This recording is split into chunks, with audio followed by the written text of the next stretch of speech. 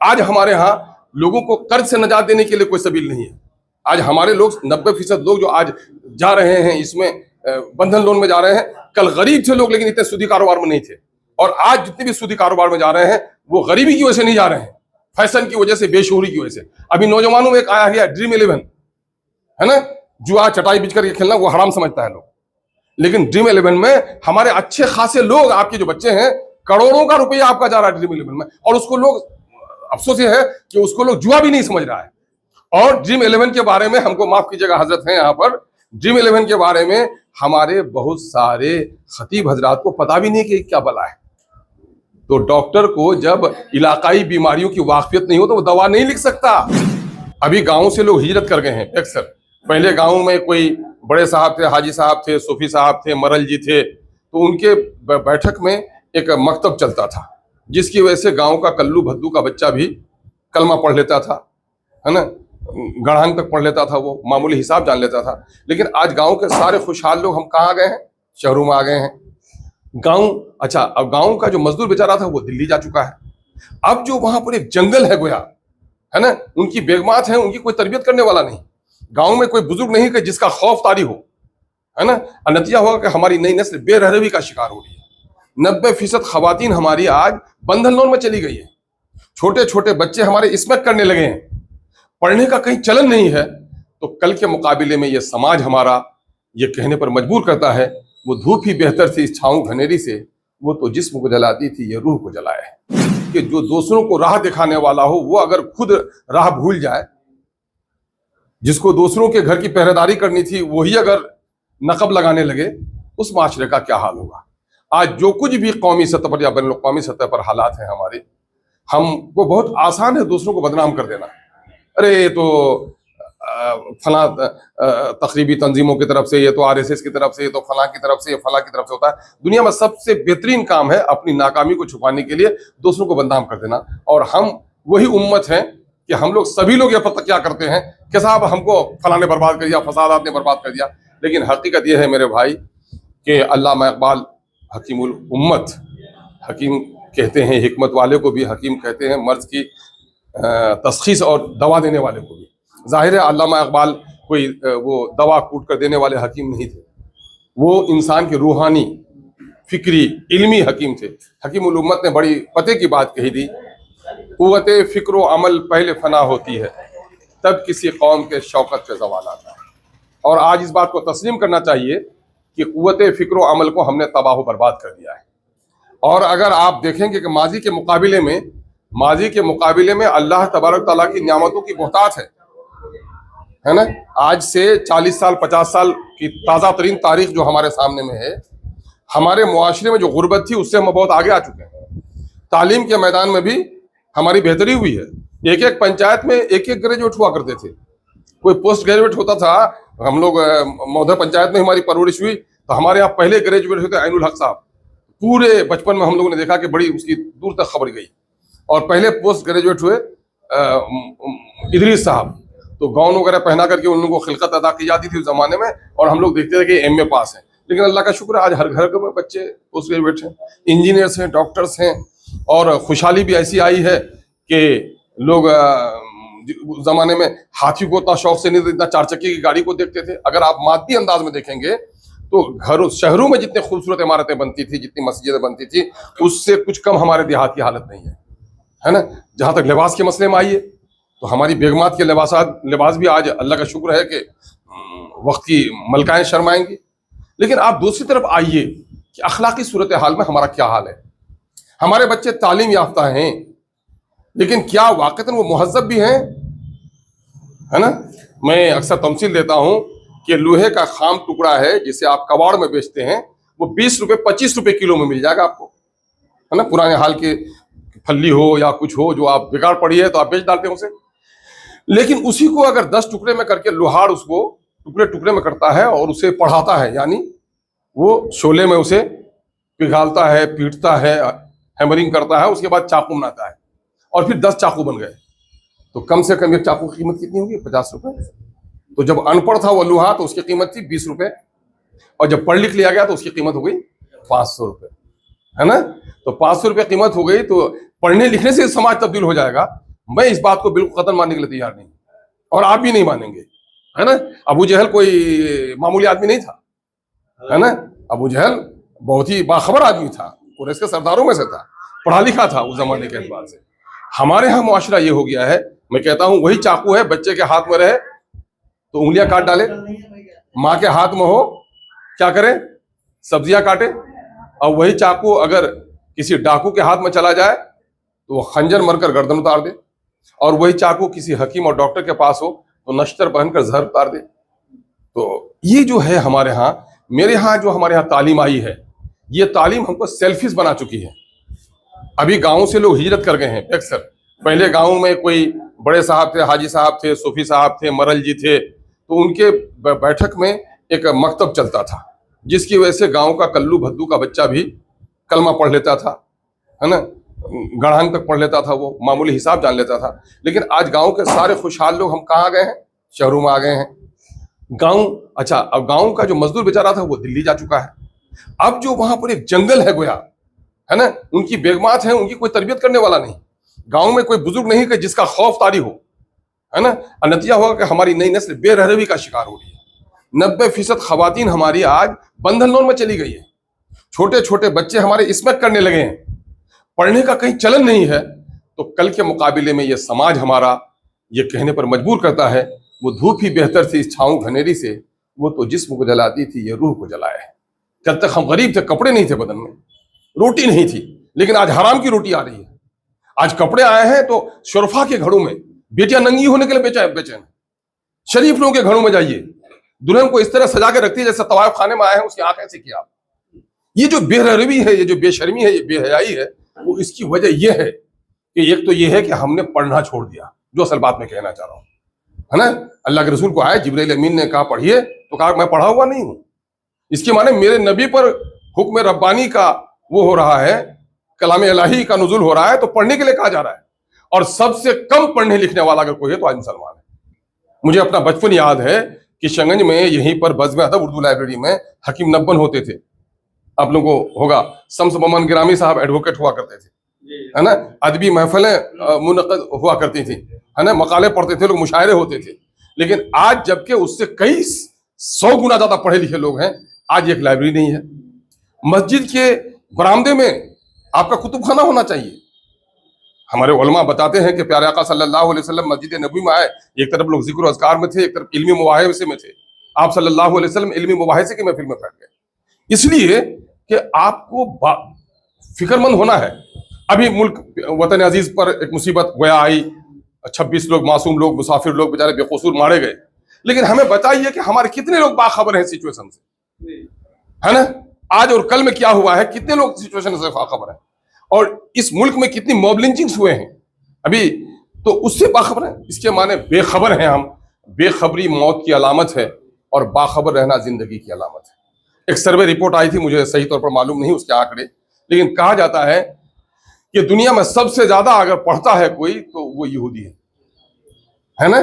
100 में माने वो मुसलमानों से लगभग 2500 गुना ज्यादा, मैं उसके औकात नहीं कि कितने घंटे वो पढ़ता है, तो मुसलमानों से तकरीबन 50 गुना ज्यादा वो मुताला करता है। और क्या है, आज 1 करोड़ की आबादी, जिसको हम कहते हैं कि अल्लाह के गजब और मगजूब हैं ये लोग, और दुनिया में दंदन आ रही है। वो क्या, उसने दुनिया के असबाब को अख्तियार किया। आज जितने भी नोबेल प्राइजेस मिल रहे हैं, पूरी दुनिया एक तरफ, है ना, ये 700 करोड़ की दुनिया एक तरफ, और वो 1 करोड़ वो उसमें सबसे ज्यादा नोबेल याफ्ता है उसमें। तो जो कौम दुनिया में पढ़ती है वो कौम दुनिया में फारुगुल बाल होती है। सन 1917 में रसा में इनकलाब आया, लेनिन वहाँ के वो बने। तो कहा जाता है कि गांधी जी उनसे मिलने के लिए गए थे, तो गांधी जी सब जब सुबह गुफ्तगू हो रही थी तो हिंदुस्तान के जितने ताज़ा तरीन हालात पे गुफ्तगू कर रहे थे लेनिन, गांधी उन चीज़ों से बाखबर नहीं थे। लेनिन जब हुक्मरान बन गए तो लेनिन 16 घंटा तक अपना काम देखते थे हुकूमत का, और 2 से 3 घंटा वो 4 घंटा सोते थे। 2 से 3 घंटे उसने क्या किया था कि दुनिया के तमाम तर उलूम की किताबों को उसने रसियन ज़बान में मुंतकिल किया, ताकि तमाम तर दानिशवरों की जो अफकार हैं उससे हमारी नई नस्ल वाकिफ हो सके। तो भाई साहब किताब हमारे नबी, हम किताब वाली उम्मत, हम मेरे नबी पर आया पैगाम पढ़ने वाला, और सबसे ज़्यादा अगर हम पढ़ते भी हैं कुरान भी पढ़ते तो समझ कर नहीं पढ़ते, तस्बीहात पढ़ते हैं तो शायद उसमें वो अभी राजधानी जो चलती है वो भी शायद तेज नहीं चलती होगी, है ना।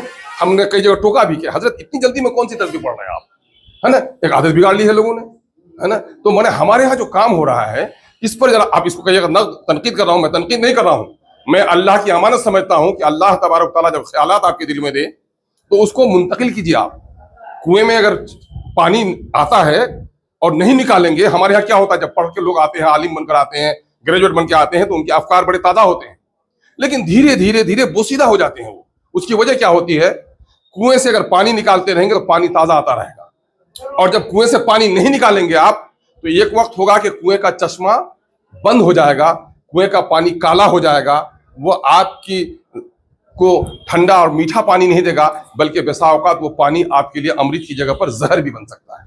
तो हमारे जो पढ़े लिखे लोग हैं, है ना, लोहे का खाम टुकड़ा वो 4 साल में गल के खत्म होगा, लेकिन ये पढ़ा लिखा लोहा को अगर रख दीजिए तो 6 महीना में चाकू जंग आलूद हो जाएगा। तो जब पढ़ा लिखा आदमी अनपढ़ों की तरह काम करता है तो अनपढ़ से ज्यादा जाहिल हो जाता है ना, अनपढ़ से ज्यादा जाहिल हो जाता है।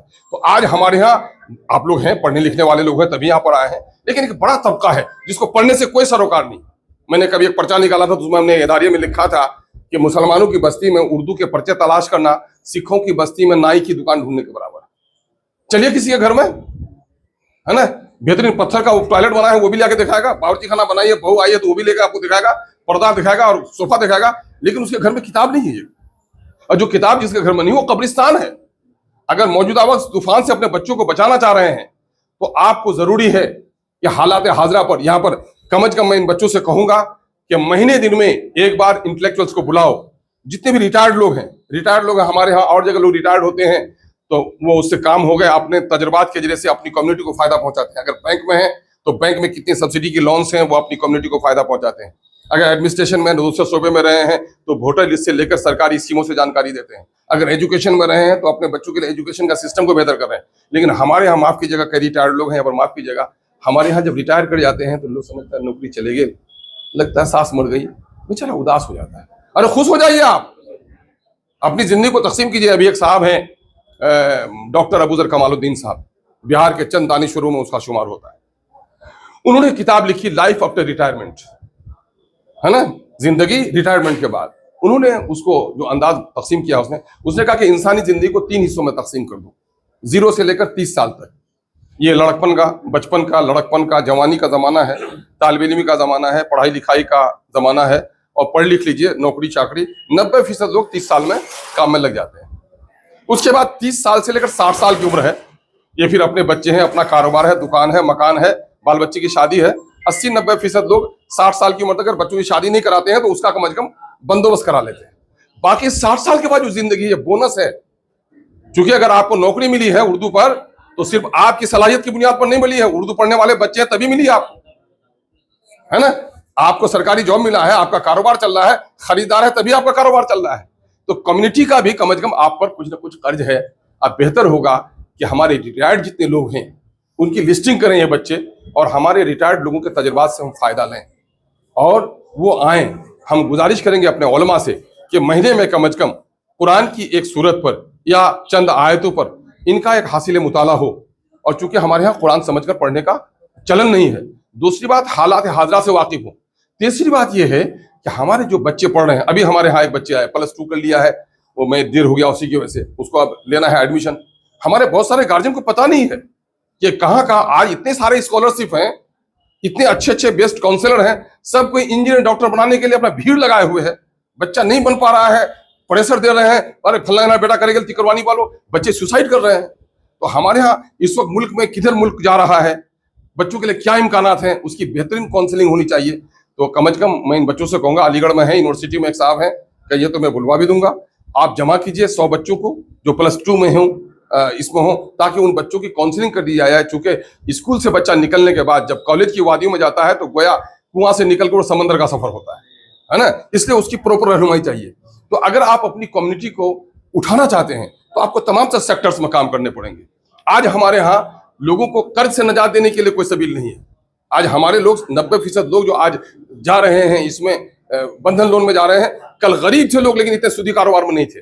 और आज जितने भी सूदी कारोबार में जा रहे हैं वो गरीबी की वजह से नहीं जा रहे हैं, फैशन की वजह से, बेशूरी की वजह से। अभी नौजवानों में एक आया है ड्रीम 11, है ना, जुआ चटाई बिछ करके खेलना वो हराम समझता है लोग, लेकिन ड्रीम 11 में हमारे अच्छे खासे लोग, आपके जो बच्चे हैं, करोड़ों का रुपया आपका जा रहा है ड्रीम 11 में, और उसको लोग, अफसोस ये है कि उसको लोग जुआ भी नहीं समझ रहा है। और ड्रीम 11 के बारे में, हमको माफ कीजिएगा हजरत हैं यहाँ पर, ड्रीम 11 के बारे में हमारे बहुत सारे खतीब हजरात को पता भी नहीं कि क्या बला है। तो डॉक्टर को जब इलाकाई बीमारियों की वाकफियत नहीं हो तो वो दवा नहीं लिख सकता, है ना। ड्रीम 11 पर गुफ्तगू होनी चाहिए, ये जो मामला है बंधन लोन पर गुफ्तगू होनी चाहिए, और दूसरी जो बातें हैं इन पर हमारे लोग होंगे, ये काम अधूरा होगा जब तक हम अपने उलमा को, अपने दीनी अकाबिरीन को शामिल नहीं करेंगे। बहुत अच्छा है कि कम से कम महीने दिन में एक, कम से कम 10 ही बच्चा है। मैं कहूँगा गालिब आपसे कि 10 ही आदमी आए, आप मायूस मत होइए कभी भी। 10 ही आदमी आए, एक ही आदमी आए, 2 ही आदमी आइए, एक रूटीन बनाइए, एक उन्वान तय कीजिए और अपने लोगों को बुलाइए कि साहब इस पर आपको गुफ्तगू करनी है ना। अगले हफ्ते में किसी साहब को कोई जिम्मेदारी दीजिए। तो मैं समझता हूँ कि इंसानी समाज महफिल जो है, ये इंसानी समाजियात का एक बड़ा हिस्सा है। इस वक्त देहात से जो लोग भी आए हैं, मुझे माफ़ कीजिएगा कि एक अदद सब्जी का थैला है, बीवी हैं, बच्चे हैं, पहले तो टीवी भी थी, अब मोबाइल है तो कोई ज़रूरत नहीं है, बाकी सब लोगों से कट के एकदम एक छोटी सी जिंदगी गुजारनी है। भाई ये कोई ज़िंदगी है क्या? ये कुत्ता भी दोस्तों के लिए जीता है, एक इंसान अगर अपने लिए जिए तो क्या जिया भाई। तो अगर सोसाइटी का दर्द है, ये सोसाइटी को मैं कश्ती को बस्ती कहता हूँ कि बस्ती को कश्ती समझ लीजिए। अगर आपके बस्ती में दुश्मन के घर में भी आग लगी है तो आप बुझाने के लिए बेचैन हैं। जिस कश्ती पे आप चढ़े हैं वो दुश्मन है, उससे मुकदमा चल रहा है।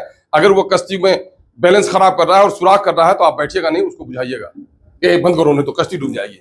कश्ती के खराबी और उसके डूबने की तस्वीर आपके सामने में आती है तो बेचैन हो जाते हैं, सारे वो खत्म करके उसको रोकते हैं।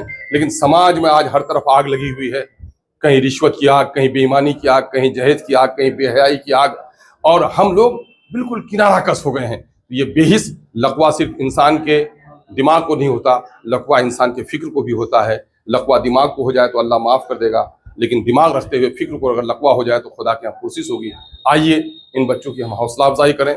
इन बच्चों ने नई नस्ल के बच्चों की भी तरबियत की बात कही है, और अल्लाह करे ये बच्चे साउथ गए हैं तो ये कह रहे हैं ना कि हम साउथ से सीख क्या है, नॉर्थ से क्या सीख के जाएगा आदमी।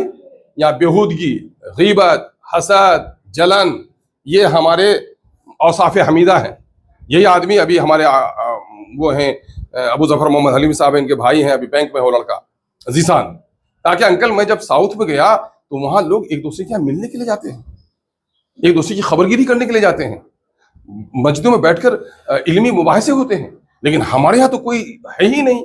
तो साउथ जो आज कम तादाद के बावजूद भी, आज देखें केरल के इदारे देख लें आप, कर्नाटका के तालीमी इदारे देख लें, कर्नाटका में भी हिजाब का मसला आया, हिजाब का मसला आया तो लोगों ने 32 नए नए कॉलेज यूनिवर्सिटियां बना ली। कितने?